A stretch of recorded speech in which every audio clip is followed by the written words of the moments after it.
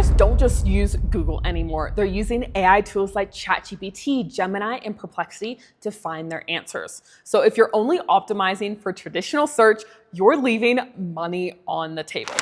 We're on the Fuze, your elite HubSpot partner, voted #1 partner for North America. And today we're digging into HubSpot's AEO, or Answer Engine Optimization tools, so you can benchmark your AI presence and then optimize for AI search. So let's break it down. Before we start, we made a free HubSpot AEO quick start checklist for anyone setting up the tool, walking you through every single setting step by step. So make sure to use the link in the description to grab it. It is 100% free. And with that, let's jump in. So what is HubSpot's AEO tool? It's a monitoring and optimization tool that tracks how often and in what context your brand shows up in AI-generated answers. You give it a set of questions your buyers are currently asking. The tool then will ask ChatGPT, Gemini, and Perplexity those questions and tell you, is your brand mentioned in the response? Is your website being cited as a source? What's the tone? Positive, neutral, or negative? And how do you rank against your competitors? So instead of you having to guess whether you're showing up in AI, you can actually see where you're at, track your progress, and then create new content or optimize current content to increase your rankings. Now, there are 3 ways to unlock this tool, and it all depends on your current setup. If you're on Marketing Hub Professional or Enterprise, the AEO tool is already included in your plan. So to find it, go to Marketing, then AEO. As of June 2026, as we're filming this, the tool is still in public beta. So if you can't see it, check HubSpot's product updates page and confirm that you're enrolled in this public beta. Now, if you're on Marketing Starter or a non-marketing HubSpot plan, or you don't have HubSpot at all, the AE tool is also available as a standalone product for $50 a month or $45 paid annually. But you can access it through a separate portal, not through your main HubSpot account. And the last option, if you aren't sure you even need this tool yet, HubSpot actually offers a completely free diagnostic at this URL. So enter your domain to get a brand perception score across 5 different dimensions. We highly recommend this. It is the fastest way to see your biggest AI citation gaps and opportunities. And one important thing you need to know here, there are different prompt limits for each plan. So prompts are the questions you track inside the tool. The more you have, the more you can monitor. So standalone and base plans have 25 to 50 prompts. Marketing Hub Pro has up to 50 prompts, and Marketing Hub Enterprise has unlimited prompts. Now, let's open up the tool and jump in. So our dashboard is the first thing we will see. This is your command center for the health of your brand's AI visibility. At the top, you have a set of filters to control everything. The date, set the time of window you want to analyze. The engine, filter by ChatGPT, Gemini, or Perplexity individually, or all 3 combined. Group, segment by product or service group. Products and services, narrow down to a specific offering. Ideal customer profile is great for seeing how different buyer ICPs get different answers. Location, see how visibility varies by geography. Buyer journey phase, filter by awareness, consideration, evaluation, or decision stage. You may also see an alert at the top that reads something like, you're only tracking a handful of your ICPs and a fraction of your products. This is the tool telling you directly that you have blind spots. If you're only tracking a fraction of customer profiles, you have no idea how AI is responding to the rest of them. This alert is what you work on first after your initial setup. The brand visibility metric is the main number in the tool. It tells you out of all AI responses generated for your track prompts, what percentage included a mention of your brand. The gauge on the left shows your current score. The line chart on the right shows brand visibility over time, broken out by engine. And this is where you'll start to see patterns. Maybe you're consistently mentioned in Perplexity, but completely absent from Gemini. And a quick note, most brands starting a fresh AEO setup will see a low score, often under 1%. That is normal. The goal is not to hit 100%. It is to improve consistently over time and close the gap with your competitors. Next, click the Sentiment Analysis tab. right next to brand visibility. This measures the tone of how AI describes your brand when it does mention you. It scores from -100 to +100. Positive meaning the AI is recommending you favorably, negative means it's flagging concerns, and neutral means you're purely informational. Sentiment tells you not just if you're showing up, but how you're showing up to the people looking for answers. Now, competitor landscape. Use this to compare your brand's visibility against competitors in answer engine responses. And add or edit competitor names, domains, brand name variations to improve accuracy. You can update your competitor list anytime from the AEO settings. Now that you understand what the dashboard is tracking, remember to grab our free AEO checklist using the link in the description so you can follow all this along before we talk about the very, very important world of prompts. Now, the prompts tab is where you manage the questions you're tracking. This is the most important configuration in the entire tool because everything else flows from the prompts that you choose. Your visibility score, your sentiment data, your citations, all of it is a direct reflection of what you're tracking. A prompt is a question your buyer might actually type into ChatGPT or Perplexity. The tool takes that question, sends it to the AI engine, and then records what comes back. Because prompt slots are limited on most plans, choosing the right ones are crucial. To manage your prompts, click Add Prompts in the top right. The tool will give you auto-suggested prompts based on your ICP settings in your connected products. Review these carefully. Some will be awesome, some will be a bit too generic. And if the suggestions fall short, use the manually add prompts option. The test for any prompt is super simple. Would a real buyer actually type this exact sentence into AI? A bad prompt, real estate agents. A good prompt, what should I look for when choosing a real estate agent to sell my home in a slow market? Bad prompt, project management software. Good prompt, what's the best tool for 20-person product team to manage sprints without slowing down engineering? The more specific the prompt, the more realistic the AI response will be, and the more actionable all of this data will be for your business. With a limited number of prompt spots, where you put them matters. So we recommend creating 3 buckets for 3 parts of the funnel: awareness, consideration, and decision. So awareness prompts are the questions buyers ask just as they're realizing they have a problem. These tell you whether AI is even associating your brand with your category. So for SaaS, ask, why do growing startups lose customers in the first 90 days? Then a consideration prompt are the questions buyers ask when they're comparing options. For example, in real estate, independent realtors versus large brokerage, which is better when selling in a competitive market? And then we're talking bottom of funnel decision prompts are the questions buyers ask right before they choose a vendor. These are your commercially valuable spots. Example for SaaS, which platform should a fintech startup use after raising their Series A? Once your prompts are set, the next tab to understand is our citations. The Citations tab is the most valuable and most understood part of the tool. Before we walk through it, a key distinction between mentions and citations. First, a mention is when the AI sends your brand name in its response. The buyer hears about you, but they stay inside the AI tool and don't go to your website. Whereas a citation is where the AI links to a specific page on your website as a source. And that is what drives real clicks and traffic that can actually convert on your website. Now, there are 3 reports to look at here. Top domains, the site's answer engines cite most often across your track prompts. Click it and you'll land directly in the Citations tab. Citations by channel breaks down all citations by channel so you can see where AI is sourcing answers at a glance.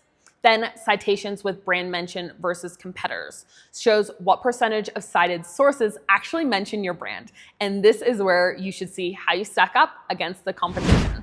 Now, the recommendations tab is where citation data becomes a to-do list, prioritizing the actions you need to take to actually improve your AI rankings. For every track prompt, HubSpot analyzes the AI responses and extracts every source that was cited. It then looks for patterns across those citations. Which domains come up most, what content formats dominate, and what topics are driving competitor mentions. The recommendations come directly from these patterns that HubSpot spots. Each recommendation includes a content type, a channel, priority, title, and a status dropdown so you can track the ones you're working on. Then the left sidebar organizes everything into 3 buckets for you. Bucket number 1 is owned content. These are actions for your own website. This includes net new content, pages that don't exist yet, but AI needs a source for, and content updates, pages you already have that aren't being cited effectively. Second is social amplification. These are conversations already happening on platforms like Reddit, LinkedIn, YouTube that are relevant to your track prompts and where your brand could be present. So the tool surfaces the actual threads and topics AI is pulling from, and your job is to show up in these conversations by creating new content. And third is outreach. So this is third-party articles, guides, and directories that AI is already citing where you're currently not included. There are publishers you need to contact or reach out to get featured, not because of SEO, but AI is already using these pages to answer your buyers' burning questions. To work through the list, click any recommendation title to open the detail panel. Inside, you will find 2 things. One is suggested content, the specific title, summary, target audience, and keywords to use, and what's driving this recommendation. The citation analysis behind it, what prompts triggered it, what content formats AI prefers for this topic, and the top citations it found. Then, when you're ready to act, click Change Status, then mark as in progress.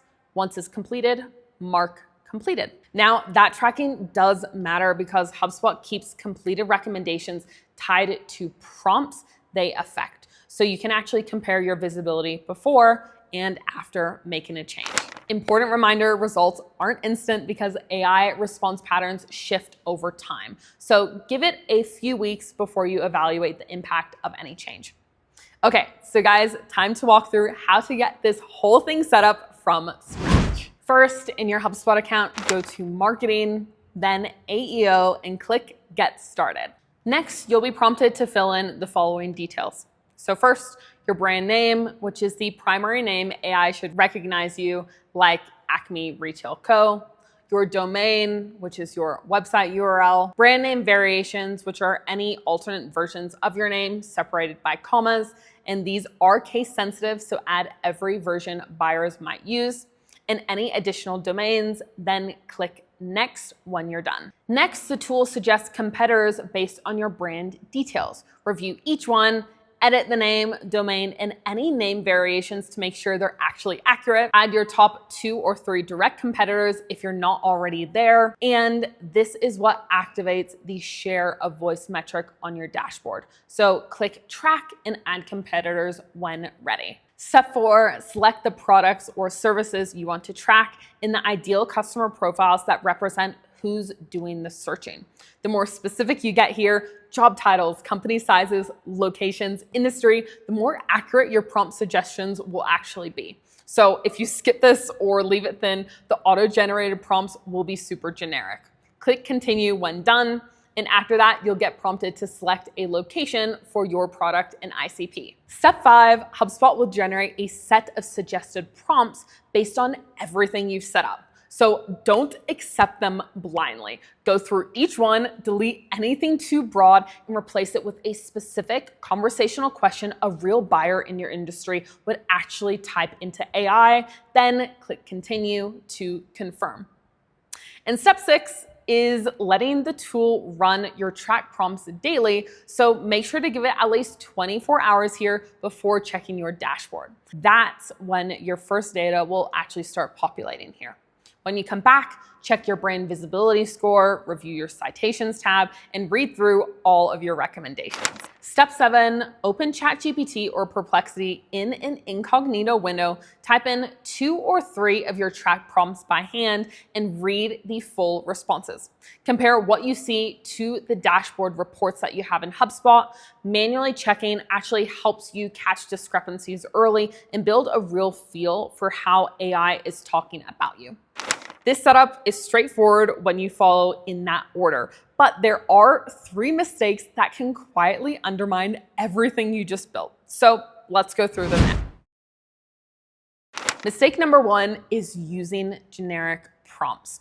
Using generic prompts is the fastest way to burn your entire prompt budget.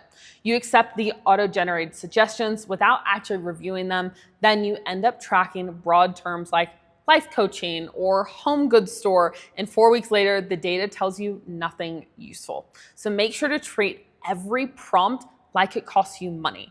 Every generic prompt is a slot you can't use for something specific and actionable. Specific prompts equals actual data. Generic prompts are just wasted slots. Mistake 2 is optimizing your website while you're ignoring external sources. Teams spend weeks rewriting blog posts, updating landing pages, then check the Citations tab and nothing has changed. The AI is still citing a competitor comparison guide in a 2-year-old review page. Why does this happen? Because the AI wasn't citing their website in the first place. It was pulling from sources it already trusted, and those sources are external. The Citations tab tells you where the problem is, so make sure to read it before building. Mistake 3 is tracking visibility without watching attribution. Your brand visibility score goes up, sentiment is trending positive, you feel really good about this, but you check your pipeline and there's no corresponding lift in AI referred contacts. And there's 2 possible causes. So 1, the AI is mentioning you, but not citing you with a clickable link. So that's a citation gap, and your recommendations tab should be telling you what to address. Or 2, AI referred traffic is arriving but being misattributed as direct inside of HubSpot. So this happens when internal links on your website carry their own UTM parameters that overwrite the original AI referral source. The lead looks like it came from nowhere, and your AEO reporting looks broken when it's actually working. So growing visibility is good, but AI referred pipeline is the actual goal. Check your HubSpot traffic analytics of the AI referral source bucket regularly. That's the number that confirms if your AEO is working and converting into real business. Remember to grab the free HubSpot AEO Quick Start Checklist that walks you through everything we just covered in the right order. It is totally free, link in the description of our video. And if you're realizing that your HubSpot setup has much bigger gaps than AEO, like a clunky setup, messy data, broken automations, we actually offer free 30-minute consultations for professional and enterprise users, giving you tailored recommendations and a plan to see real ROI from HubSpot. So if you want to speak to us today, use the link in the description to book a call. Guys, you now know how to track AI visibility, spot the gaps, and decide what to fix. The next piece is actually executing on those recommendations, using AI tools directly inside HubSpot to do the work. And that's where we are headed next in our HubSpot AI tutorial on using ChatGPT and HubSpot in the Claude integration. So I will see you in that next video. Bye.